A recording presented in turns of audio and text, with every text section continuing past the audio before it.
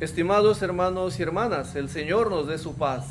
En este domingo 16 del tiempo ordinario, en la liturgia de la palabra, el Señor nos pide cuenta de la manera como participamos de la misión que nos encomienda en el cuidado del pueblo de Dios. La primera lectura, que está tomada del profeta Jeremías, capítulo 23, del 1 al 6, nos presenta la denuncia pública por parte del profeta a los que tienen el encargo de gobernar en la comunidad, que obsesionados por sus caprichos han dispersado las ovejas, las han aniquilado, las hicieron perder y no las cuidaron.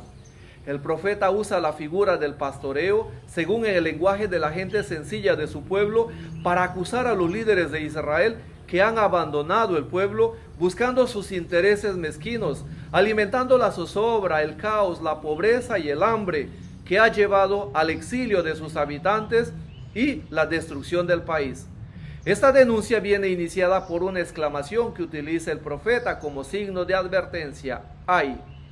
El castigo parece no ser iniciativa de Dios a causa del pecado del pueblo, en cuanto que puede ser la consecuencia de los gobernantes que han creado el caos. Dios mismo decide reunir un resto. El resto es el pueblo sencillo que se ha quedado desprotegido y abandonado. Con ellos va a formar su pueblo y darle un nuevo vástago, es decir, un gobernante para gobernar desde la dinastía de David. Después del castigo, Dios ofrece reunir de nuevo no solo a los dispersos, sino también a los dos pueblos, es decir, a Judea y a Israel, para ser un solo pueblo, retomando la inicial iniciativa de Dios que une a todos y no crea un gueto. Dios es un Dios que congrega, que reúne. El valor del profeta va por encima de las barreras culturales que alimentan la sectarización para presumir ser un único pueblo, contrario al plan de Dios, manifestado hoy en las palabras del profeta. La salvación es el lenguaje de Dios que se manifiesta en la justicia y el derecho. Hasta que sea llamado Dios, el Señor es nuestra justicia. Cuando el profeta esté ejerciendo su ministerio, probablemente cuando esté anunciando este oráculo, el rey de turno sea Sedecías, que curiosamente significa mi justicia es Yahvé, quien fue impuesto por Babilonia como rey usurpador, no digno a los ojos de Dios. El profeta quiere corregir el indigno nombre del rey y anuncia la llegada de un nuevo gobernante de la casa de David, que aplicará precisamente lo que es inherente de Dios, la justicia y el derecho, dándole el nombre Dios es mi justicia. Esta salvación se concretiza en la justicia y el derecho. El Evangelio tomado de San Marcos capítulo 6, los versículos del 30 al 34, retoma en forma conclusiva la narración del envío misionero que se meditó la semana pasada y que hoy los discípulos dan cuenta a su maestro de las actividades realizadas en la misión.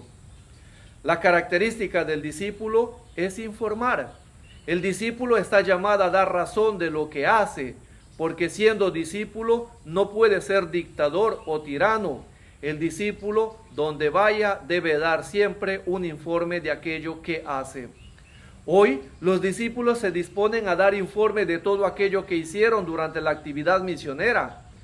En el Evangelio de Mateo añade una palabra diciendo que el Señor exclama diciendo que he visto a Satanás caer como un rayo del cielo. Ahora en Marcos es la comunidad la que se siente continuadora de la misión mesiánica. Jesús decide llevarse aparte a los suyos para vivir mejor la dimensión del seguimiento en la intimidad con el Maestro. Pero el desenlace parece ser frustrante, porque no se logra el cometido del descanso necesario en el lugar separado, ya que como nos dice el texto, no había ni tiempo ni para comer.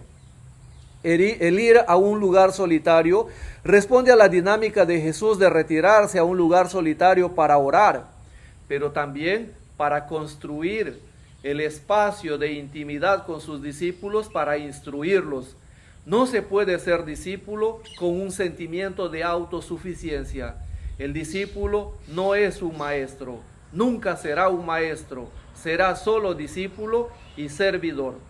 El deseo de llevar aparte a sus discípulos tiene sentido en la medida en que logra saciar la necesidad de la gente que vive sin sentido en situaciones de angustia y de hambre.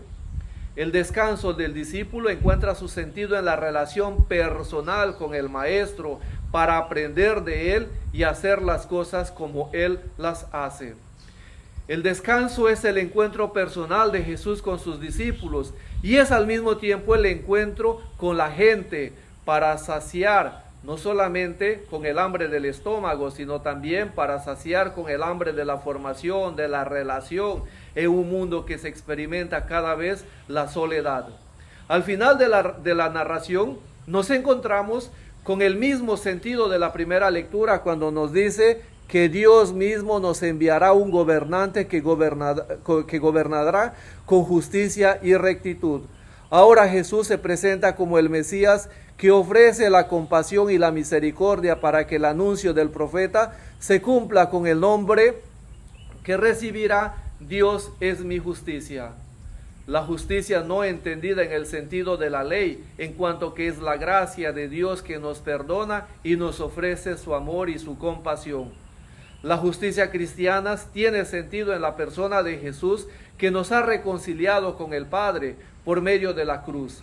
Como dice la segunda lectura, que está tomada de la carta a los Efesios capítulo 2, los versículos del 13 al 18, en Cristo fuimos reconciliados con Dios, para que de dos pueblos, judíos y gentiles, seamos uno solo mediante la redención. Los pueblos separados, judíos y paganos, han hecho un solo pueblo en Cristo Jesús. Tanto el judío como el pagano se unen en Cristo en un solo espíritu. Pidamos pues al Señor para que nos dé la gracia de reconocer que en Cristo nosotros somos criaturas nuevas, llamados a practicar el derecho y la justicia. Buen domingo, paz y bien.